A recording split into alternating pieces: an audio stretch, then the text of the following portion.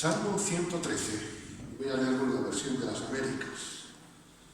Dice, aleluya. Qué bueno es empezar, aleluya. Aleluya es alabemos, es un verbo en plural, alabemos al Señor.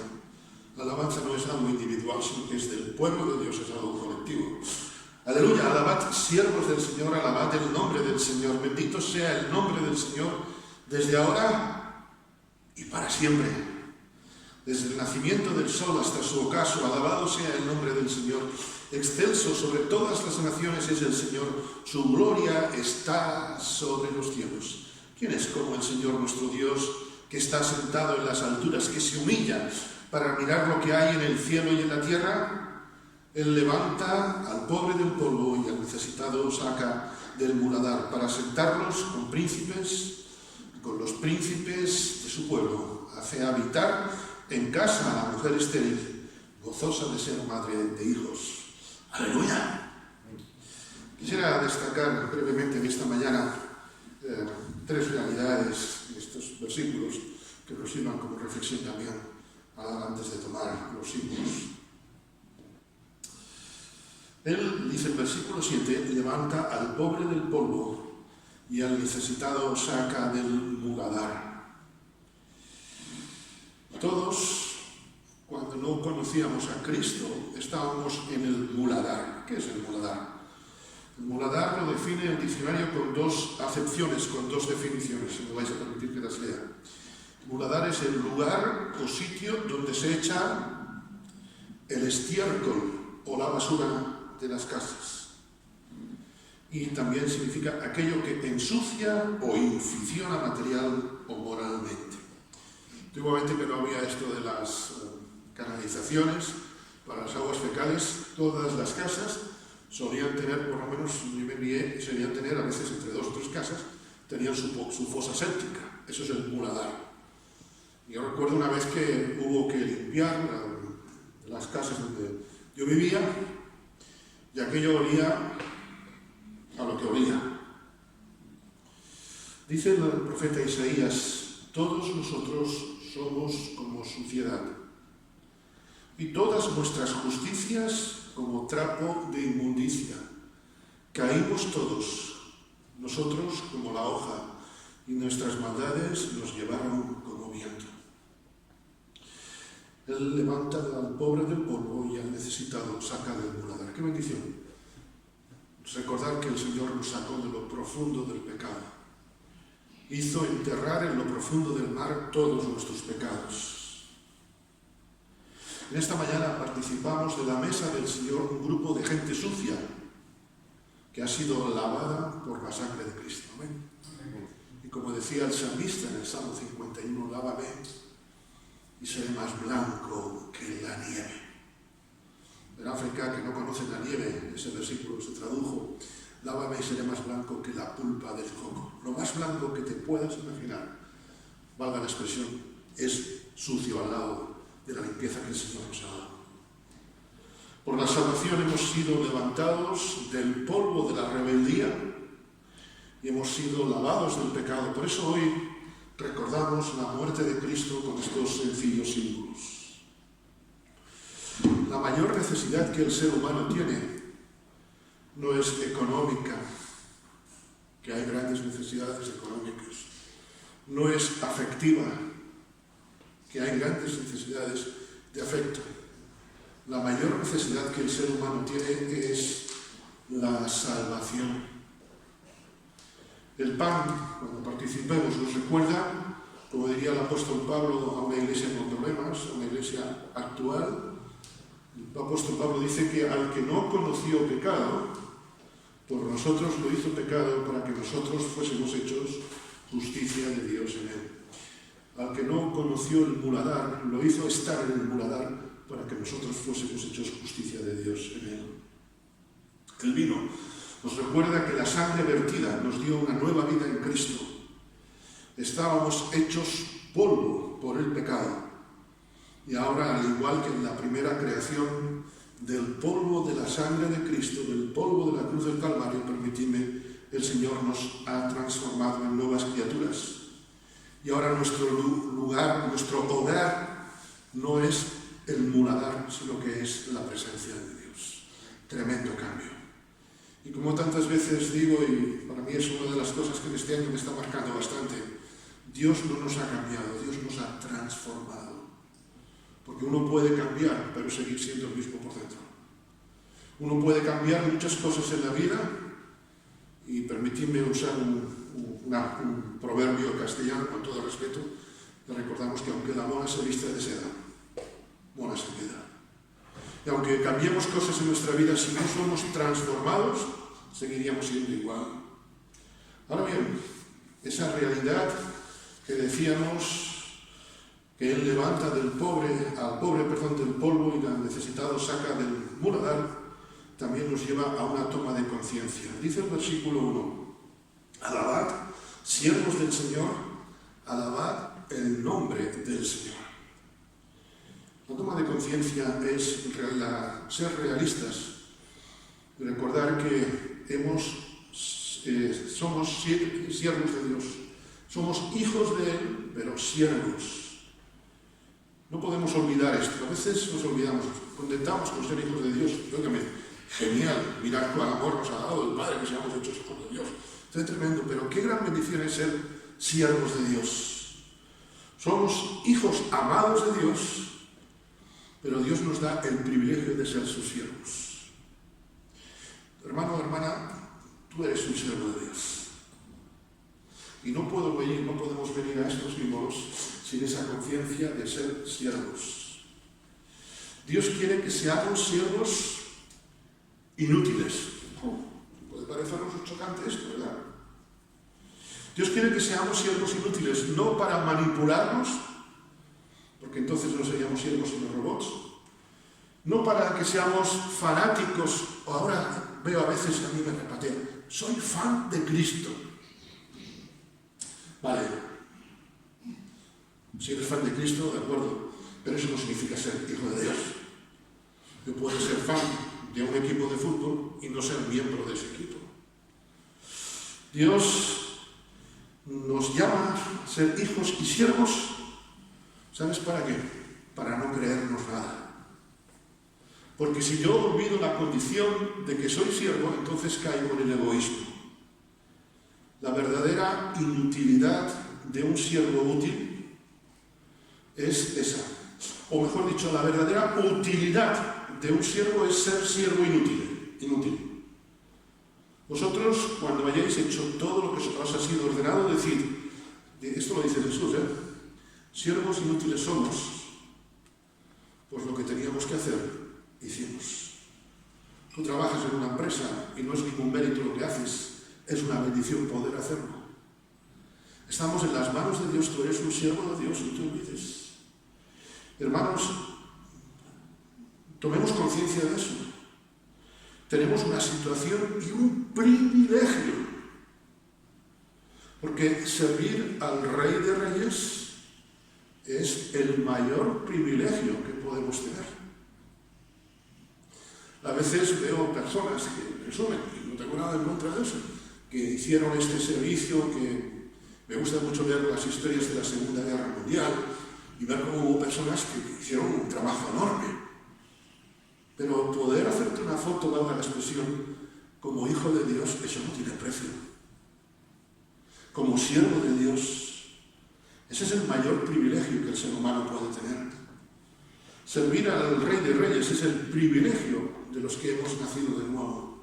Vives como un privilegiado, no te olvides. Ser siervo no es ninguna condena, es una bendición.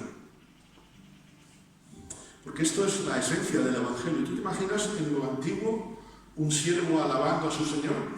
Esto nunca. Pero ya que somos nuevas criaturas en Cristo, que todo lo viejo pasó, nosotros sí, como siervos de Dios, le alabamos. Por eso creo que nos sobran motivos para dar gratitud y alabanza a nuestro Dios, por su tremendo amor.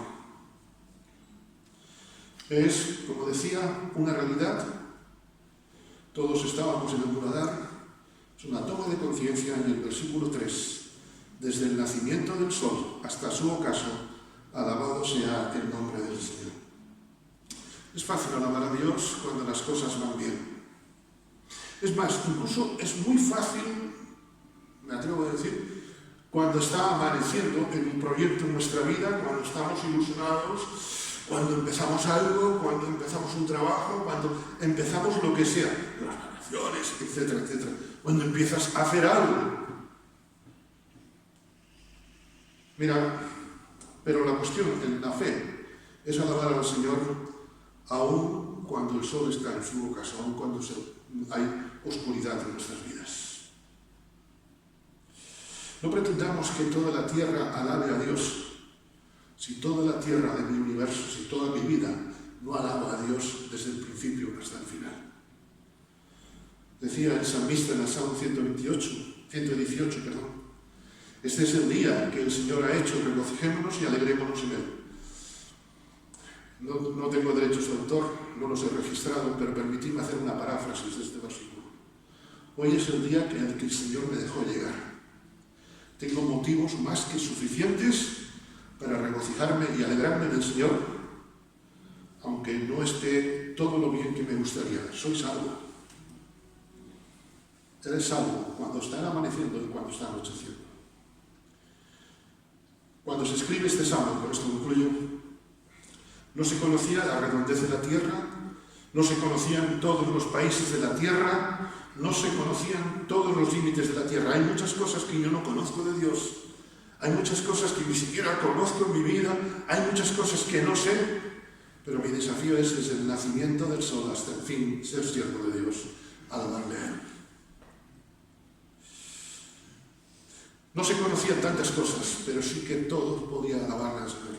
Hay cosas que yo no sé por qué Dios está haciendo en mi vida o hizo en mi vida. Pero la Escritura no me desafía a investigar, sino a alabar al Señor. Desde el primer día de nuestra vida hasta el último, tenemos motivos más que suficientes para alabar a Dios. Después cantaremos esta alabanza y precisamente después del tiempo de, si mal no recuerdo, de Santa Cena la cantaremos. Porque realmente la sangre de Cristo es la que nos ha hecho estar a un nuevo día. Por eso en esta mañana, los que salimos un día del muladar, podemos llegar a la presencia del Señor y decir: Señor, gracias.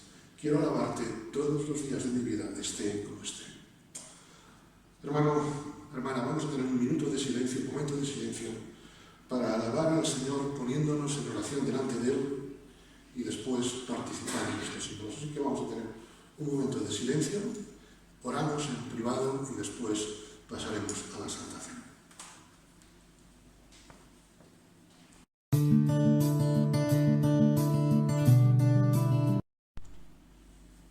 Bien, permitidme tener unos minutos breves, porque es avanzada la hora, en el Salmo 23.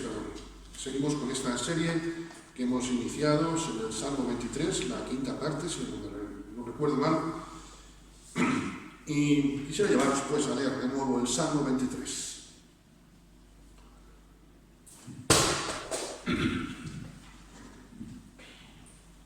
Salmo 23. Y un saludo a los que nos siguen por las redes y también que lo comparten estos vídeos. El Señor es mi pastor, nada me faltará. En lugares de delicados pastos me hará descansar. Junto a aguas de reposo me pastoreará, confortará mi alma. Me guiará por sendas de justicia por amor de su nombre. Aunque ande en valle de sombra de muerte, no temeré mal alguno, porque tú estarás conmigo. Tu vara y tu cayado me infundirán aliento. Aderezas mesa delante de mí en presencia de mis angustiadores. Unges mi cabeza con aceite, mi copa está rebosando. Ciertamente, el bien y la misericordia me seguirán todos los días de mi vida, y en la casa del Señor moraré por siempre. Como hemos visto, el versículo 1 plantea lo que Dios es, cuál es mi función, soy oveja, y el resto del Salmo nos plantea qué cosas no nos van a faltar. Hemos visto que no nos va a faltar descanso ni paz en nuestra vida. Y en el versículo 3, la primera parte, dice: confortará mi alma. En la última sesión veíamos que no nos va a faltar el consuelo ni la presencia poderosa de Dios en nuestras vidas. Y recordábamos, lo hago como introducción, el caso de Elías, que lo comprobó, el caso de Job, Elías con depresión, el caso de Job con enfermedad, Jesús cuando fue traicionado, José, el hijo de Jacob, cuando fue vendido, cuando fue usado como un juguete roto. Y recordábamos, y con ello terminábamos, el Salmo 37, 25, no he visto a justo desamparado. Cuando a veces vivimos situaciones como la de estas personas que hemos citado, Elías, Job, el mismo Jesús, que dice mi alma está angustiada hasta la muerte. La tensión de Jesús era tremenda. Cuando nos sentimos a veces como José, el hijo de Jacob, con los hermanos que eran como eran, después es vendido, te sientes un juguete, digamos así, una moneda de cambio, y luego es un juguete roto en manos de Potifar y es mandado a la cárcel, y aún en la cárcel, portándose, digamos, correctamente, se olvidan de él. Cuando a veces vivimos situaciones así, nos venimos abajo. Es que si no nos venimos abajo no seríamos personas, ¿verdad? ¿Quién de nosotros no se viene abajo? A veces con mucho menos. Pero cuando leo este salmo, me parece escuchar al Señor diciendo, comprueba la veracidad de mis promesas. Comprueba mis promesas. ¿Sabes, hermano, hermana? Hay situaciones, hay promesas de Dios que nunca las vamos a poder vivir si no pasamos por dificultades. Las dificultades no son un problema, las dificultades son un medio que Dios usa para bendecirnos. A los que amamos a Dios, todo nos ayuda para bien. Lo que pasa es que a veces nos hemos creído que es para los que aman. Ay, es que yo no tengo tanto... Pero tú amas al Señor, ¿sí o no? Esta promesa es para ti, es para mí. A los que amamos al Señor, todo redunda para bien. Cuando vivimos situaciones, repito, de crisis personal, enfermedad, depresión, traición, lo que tú quieras, el Señor está diciéndote al oído, me está diciendo, Jonathan, comprueba mis promesas. Y David viene, no me tira de los pelos porque no tengo mucho, pero me coge aquí un poco de la cintura, me zarandea, me dice David, recuerda, Jonathan, el Señor confortará tu alma. Qué difícil es vivirlo, ¿verdad? Qué fácil es decir solo de al lado. Dios no nos promete ausencia de problemas, sino que Dios nos promete consuelo en todas las situaciones. A mí me gustaría, no sé vosotros, vivir una vida cristiana sin problemas. Perdón, es que eso no sería cristiano. Es que el poder de Dios se perfecciona no en lo bien que me lo paso, sino en mis debilidades, en lo que tengo que enfrentar. Jamás se llega a la cima de una montaña si no se escala primero. Y escalarlo, qué difícil es. Dios quiere perfeccionar nuestra vida. O mejor dicho, Dios quiere que todas las piezas de nuestra vida encajen, aunque a veces no entendamos el puzzle. ¿Sabes? La vida cristiana no es un juego de diferencias, sino es un puzzle. Y Dios está haciendo ese puzzle y a veces empiezas a ver un poquito. Y cuando te parece que tienes ya una esquinita formada, después dices, con todas estas piezas que hago, deja al Señor actuar, porque el Señor conforta tu alma, el Señor cuadra las piezas. ¿Sabes? Hay dos cosas que Dios no hace. Tomarnos el pelo ni olvidar sus promesas. Dios no se burla de nosotros. Dios no nos hace promesas infundadas. Otro día leí una frase que decía, nadie promete más que el que sabe que no va a cumplir nada. Esto en los seres humanos es posible. Pero cuando Dios promete algo, lo cumple.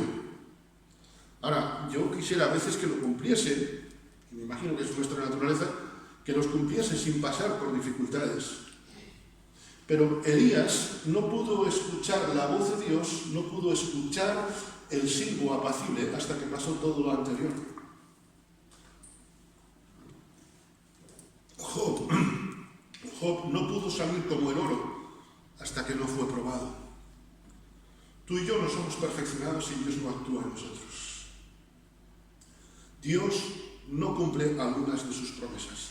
Dios cumple todas sus promesas. Y eso es lo que nos mantiene.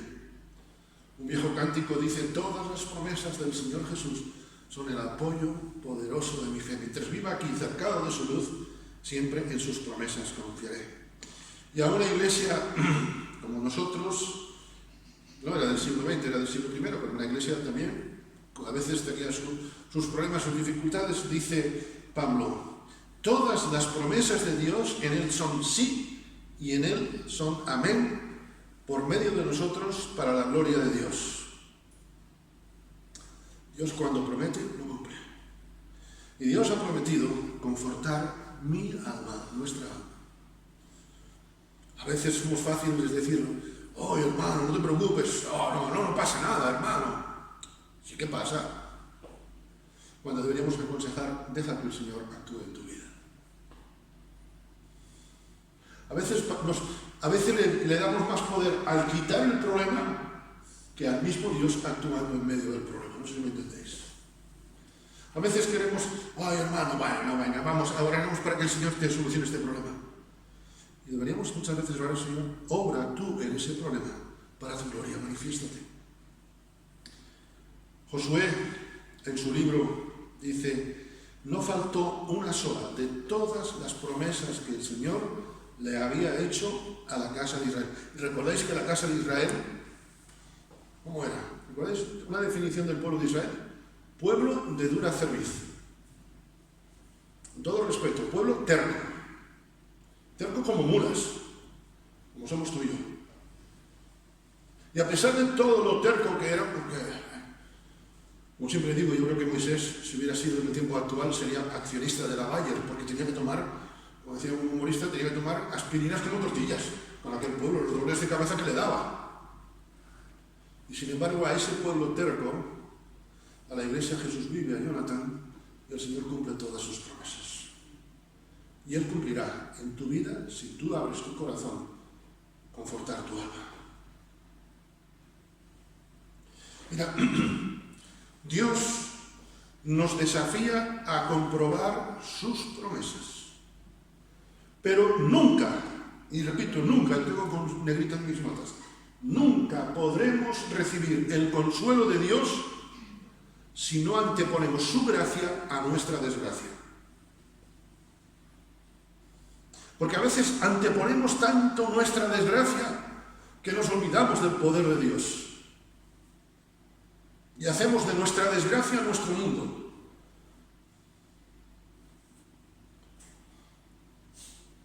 Pablo se vio seguramente con problemas de ceguera cuando es llamado en el camino de Damasco.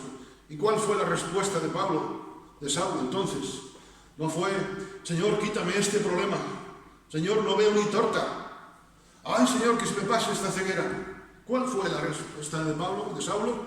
Señor, ¿qué quieres que haga? Porque cuando yo dispongo mi corazón al Señor, cuando digo, Señor, ¿qué quieres que haga? ¿Cómo vas a confortarme? Está actuando mi humildad, y como decíamos antes en la parte devocional primera, está actuando mi función de siervo delante de Dios.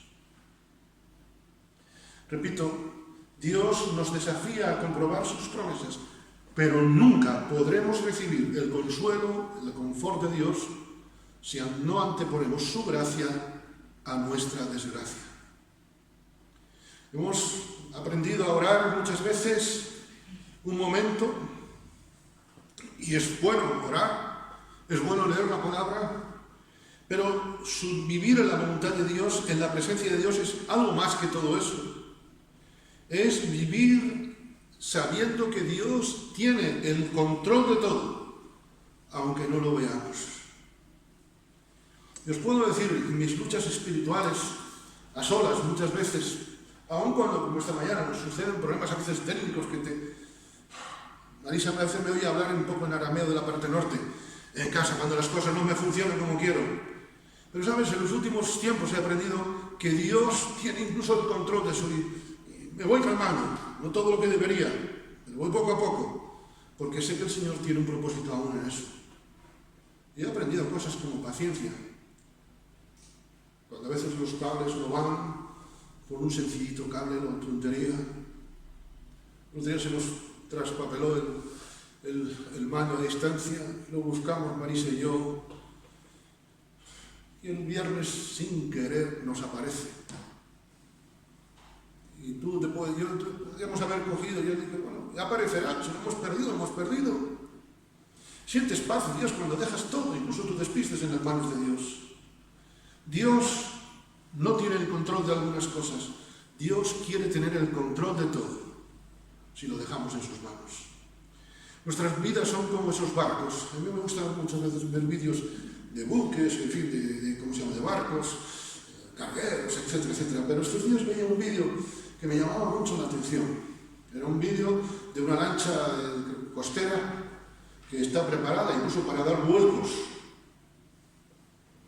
Y sabes, los vuelcos los da no cuando la mar está tranquila, sino cuando la mar está brava. A veces incluso me da un poco de miedo, de cosa, ¿no?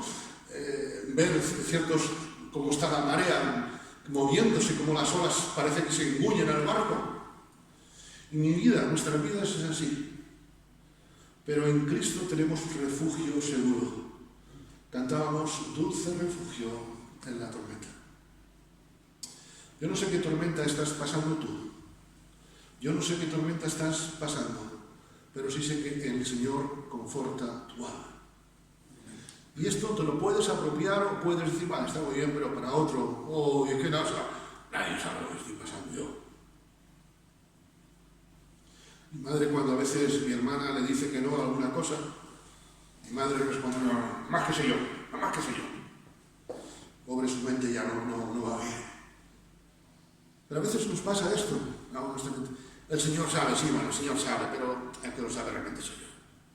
El Señor tiene información, pero que lo sabe soy yo. A veces nos pasa esto.